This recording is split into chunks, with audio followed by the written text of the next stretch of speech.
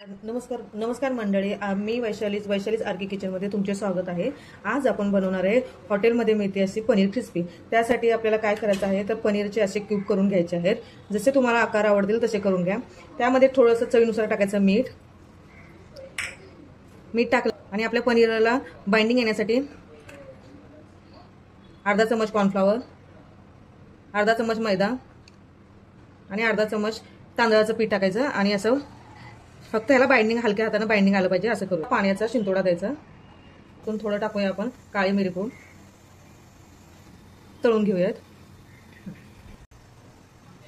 आपले तेल गरम झाले आहे, आता आपण हे पनीर तळून घेऊयात। पनीरला अजिबात हलवायचं नाही, फुल गॅस ठेवायचा आणि आपण पनीर तळून घेऊयात। पनीर अजिबात चिकटत नाही, चुरा होत नाही।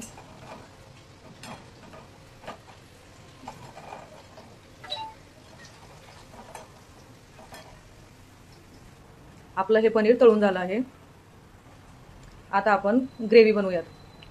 आता आपण पनीर क्रिस्पीसाठी काय मसाला लागणार आहे ते बघूया। त्यासाठी सर्वप्रथम पहिल्यांदा आपण तेल घेऊयात,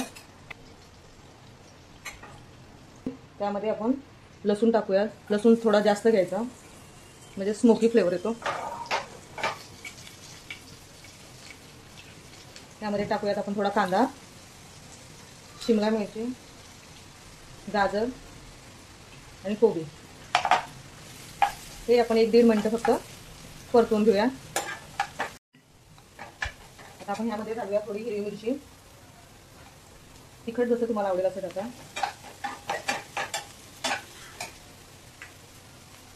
tomato ketchup, red chilli sauce, थोडंसं व्हिनेगर, थोडीशी शेजवान चटणी।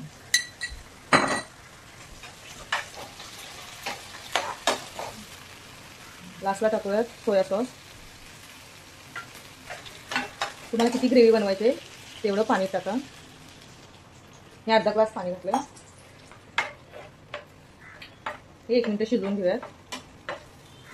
चमच कॉर्नफ्लॉवर घेतलंय, त्यात थोडं पाणी टाकून याची स्लरी बनवूया।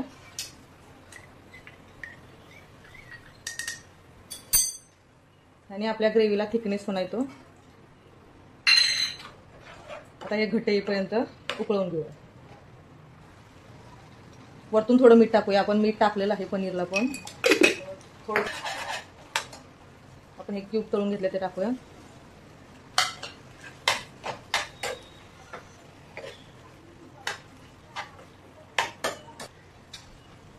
थोडा कोबी, थोडी कांद्याची पात।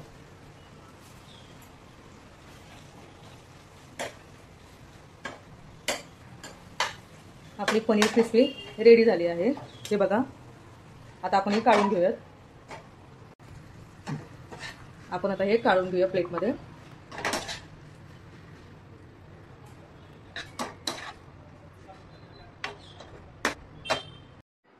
आपली पनीर क्रिस्पी तयार झाली आहे।